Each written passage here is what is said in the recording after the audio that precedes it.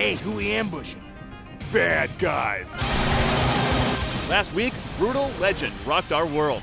This week, Gamers Weekly got an exclusive interview with Tim Schafer, the game's creator and the person behind The Secret of Monkey Island and the mind-bending Psychonauts.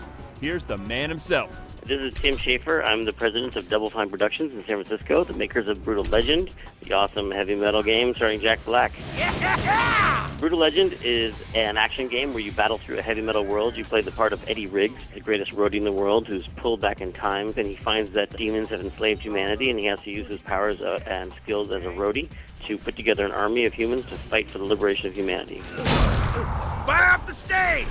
Brutal Legend has a unique kind of mode of gameplay called stage battles, where you have a rock show stage and your opponent has a rock show stage. And on the battlefield, there's what's called fan geysers, and rock shows are all about the fans, and so you have to win them over by playing an awesome guitar solo for them.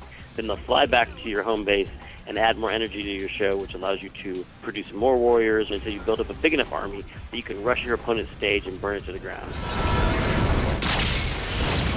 When we first started working on Brutal Legend, the initial idea was something more like an RTS game. I really loved this old Sega Genesis game called Herzog's Zwei. It was the first RTS game, and it was on a console. Instead of having a cursor that you moved around, you actually flew this avatar around, which was a jet. So you could morph into this giant robot and take the battlefield himself and go around battling, directly with other units, which I always thought was really cool. So we made this mode where you can fly and you can also land and get in the action with your axe.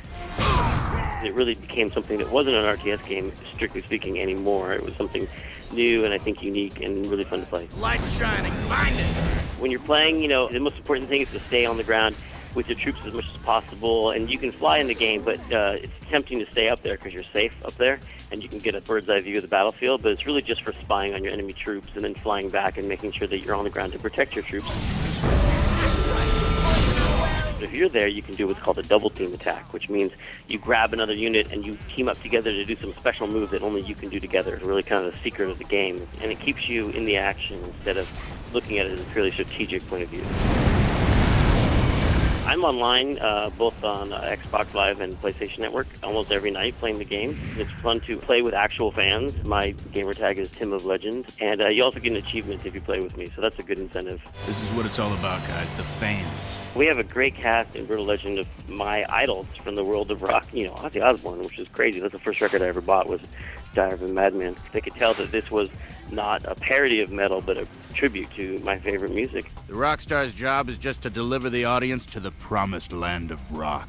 Jack really took his role as Eddie Riggs seriously. I mean, it's really like the first time I would say a celebrity of that stature has done such an in-depth performance for a game, and it sounds really like, Eddie is a really living, breathing character now. He's been really getting into the promotional aspect of the game, and I'm a little concerned about it because he's been working out a little bit too much, I think, and gotten really buff, as you might have seen, and I hope he's not taking steroids. So are you the keeper of the sacred beer tree?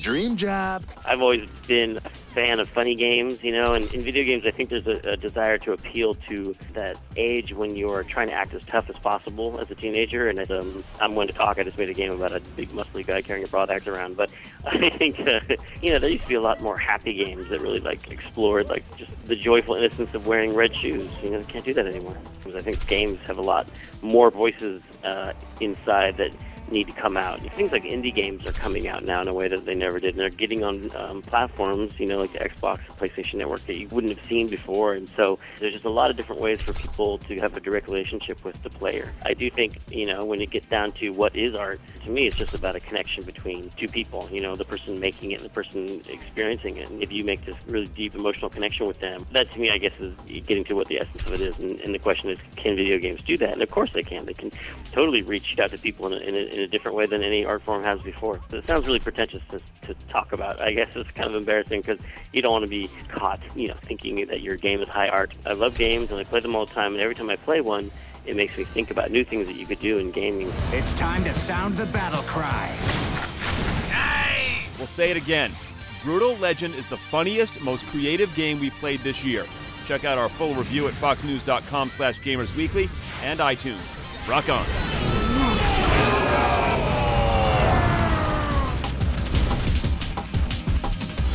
Hey, check out a new Gamers Weekly every week at foxnews.com/gamersweekly, iTunes, and hulu.com. We'll see you there.